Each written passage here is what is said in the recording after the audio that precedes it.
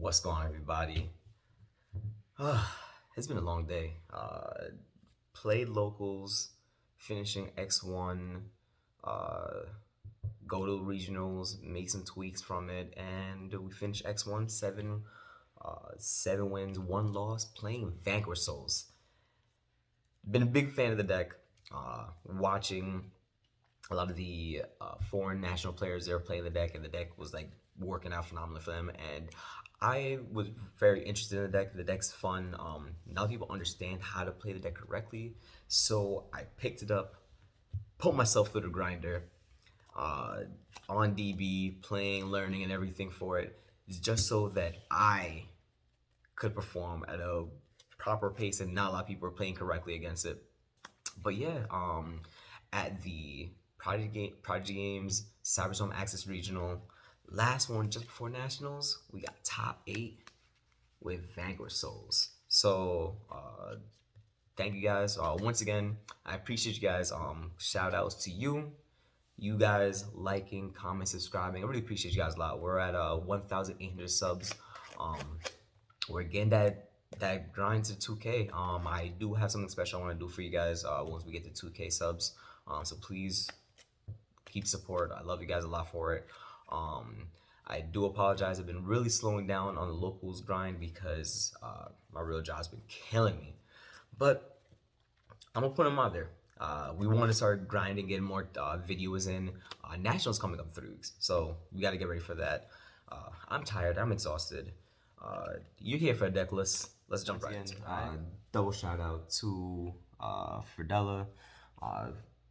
Legit, I built this deck on Wednesday. We did like a few game testing, and he gave me some real sound advice that I put on to DB, and he was correct. So shout out to you, Fridella. Kamal once again. Shout out to that's a brother right there. That's my boy. That man, wonderful advice. I was testing like, yo, I need to play bells in the deck somewhere because I don't want to lose to Math because that's still a deck, and I don't want to lose to getting gimmick locked by Branded. And I had to put bells in the list. I took them out after playing them at locals, and I said there has to be somewhere on the deck list. And once again, I gotta put Kamal's link down below for his Medify. Wonderful coach, wonderful teacher. He does give me advice every so often, and I do support him, and he gives me like when we sit down and actually look at things. That man is actually more knowledgeable than me, and it's crazy. When you win Vices, it shows out. But yeah, all right, let's get into it. So for the Vanquish Soul cards, I played one Panthera and 2 Burger, 2 Caesar. You played 3 Razin, the Rhoda for the 4th one, and 3 Mad Love. So just for the monster lineup, really, 3 3 2 2 1. Panthera is like literally the worst one, but if you have no monsters in the main monster zone, it's a free special. So you can think of it as like a starter extender. If you make the rock, then your main is opened up so you can special summon this. So this allows you to make like the Baguska, like the rank 4 XY is easier. So 2 burgers because this is space issue. I want to play 2 and with the 2 Caesars because it has come up multiple times when I've been playing the deck for the past couple of days that when your opponent out Caesar, your only other way is to continue, bring it back, or the rock. If you have one in the deck after like they fight through the first one, the Rosin stat searches for this. You can still stake your souls, and for Borger really, I don't have the space for the 3rd. I want to find a space for the 3rd, but this card, MVP, wins games on his own. The amount of times I'm just like, can I draw my turn? All right, cool. Can I draw your turn? It's just the dig factor is good. The second mediocre one is Mad Love because I wasn't playing the trap and everything. Like after the first few searches, like she's just a body. So going further, I play 1 Dust Devil and 1 Continue. I want to find space for more Dust Devil. The regional had a lot of Casteras. In Top Cut, I played only 2.5 Cashiers, two the straight pure Cashier decks, and one Cashier Manadium deck. That guy, yo, bro, if you watch this video, shout out to you. You really got me thinking on that deck, cause like he was like, if he didn't like open poorly, he was gonna be ending on like Apo, Dispatter, or Dispater, Baron de Fleur, and a Rise Hard, the XYZ. Like that was crazy. But these two, like I kind of the Reborn's okay, but this booking cards down by just changing targeting one of your Vanquish Soul monsters, change about position, and then book same amount that's up to how many different names you have comes up. Like after the first one, there's multiple times I wish I could search for more. Then you have to play 3 Stake Your Souls. It is the starter standard for the deck. You have to play it. Smart. But you can't search for this card. Every time I play it, I'm like, choose your character. Alright. So that is for the Vanquish Soul. Then for the hand traps, I only played 3 Emperor, 3 Ash, and 3 Shifter. I didn't like Bell in the main, other than it being a Earth to fulfill the quotas. So when you deck building this deck, you have to try to figure out like mathematical arrangements, the best ways possible, so that you can maximize the secondary effects of Caesar, Borger, Rosin, and Mad Love. Because they have their secondary abilities of this one needing Earth, Fire, and Dark, this one needing a Dark and an Earth Fire for the burn, the Dark for the draw. You need another Fire, so it can be immune from destruction effects, and then you need, I think, what was it again? You need a Dark Fire, so you can get the column destruction for monsters. This one you need another Dark, so that you can permanently decrease a monster attack points by 5. And then what was again? You need Dark and Earth, so you can do the non-target compulse, so the lowest defense monster. So like when you're building this deck, I was going with like DD Crows, Shifters, the Ashes, and everything. But I'm like, if I just cut it down and I just play correctly, you should be able to have like cards for Stake Your Soul and all that stuff. And Shifter, I want to play Floodgate hand traps, because playing the Shifter, you want to be able to. So this deck can play Shifter very well too.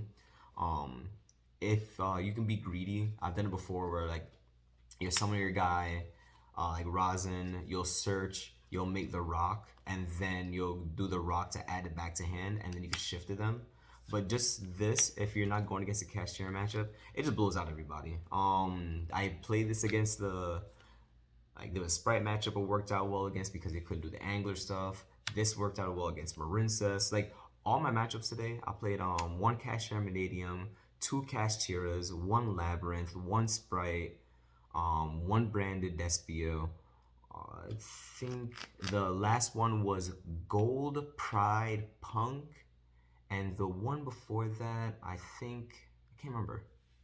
We'll come back to it. But like all my matches was very diverse throughout the whole entire day.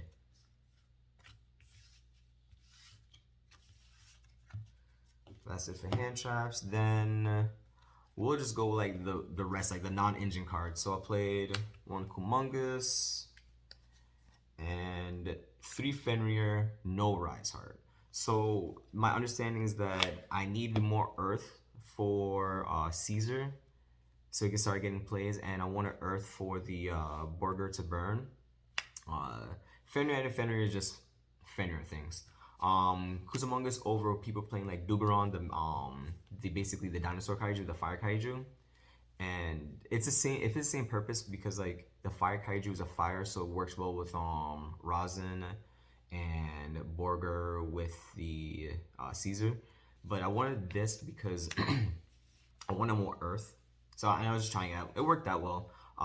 There's no small world in this deck, just TDLR for now. So this card is viable if you draw it. And I sacked my opponent, the Renaissance player, like, Jose, you're a cool guy, bro. My bad. Just Kaiju is Princess, and it just went downhill from there.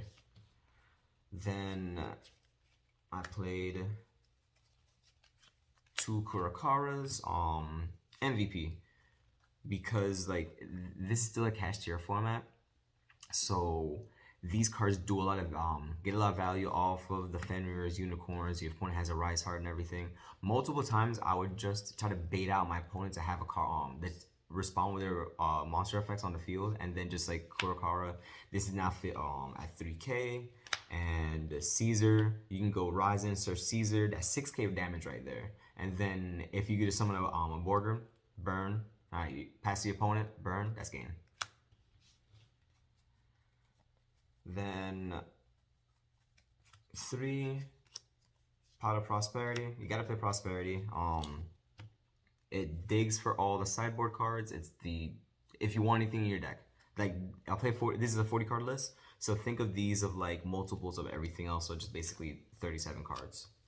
The extra deck is like very like, I barely summoned them. I something like 6 cards out of my 15 extra deck I summoned. Rest of the time, everything else just got banished for Product Prosperity.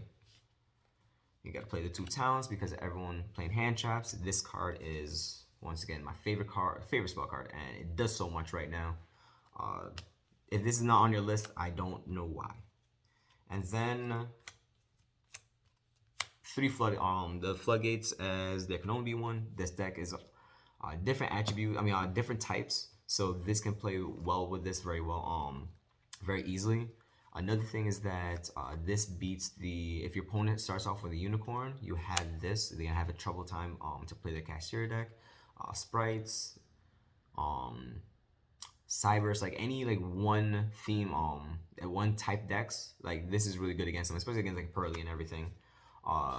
It did come up a few times when I drew this against Branded and Labyrinth, and I'm like, well, these are automatically getting cut out.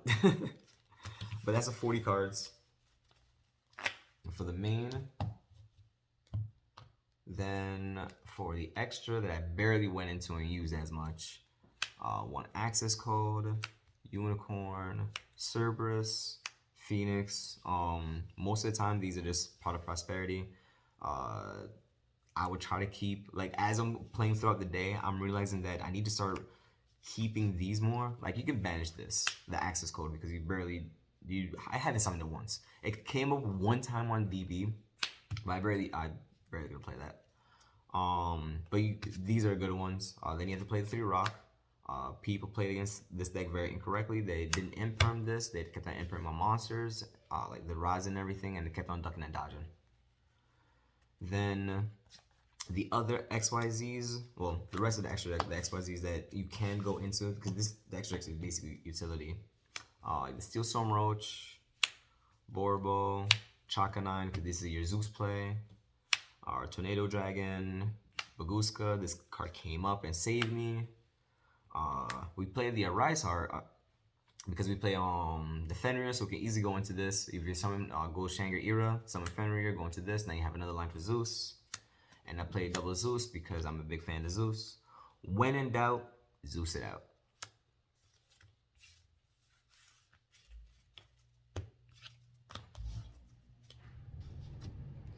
And then for the sideboard, shout out once again to Kamal. He told me to play 3 bells over the 3 Drolls I initially had, and I couldn't take out Drolls because playing at locals, the Minidium deck and just other rogue decks like literally are just trying to like hard search out every combo piece and just like kill you or build a board. So I wanted to play Droll. Droll is a floodgate floodgate hand trap, just like Shifter, so it lasts for the whole turn. So like these are more impactful than just a normal like Veiler or like the 1-for-1s. Gotta play the bell because you gotta beat Labyrinth and you have to respect Brandon.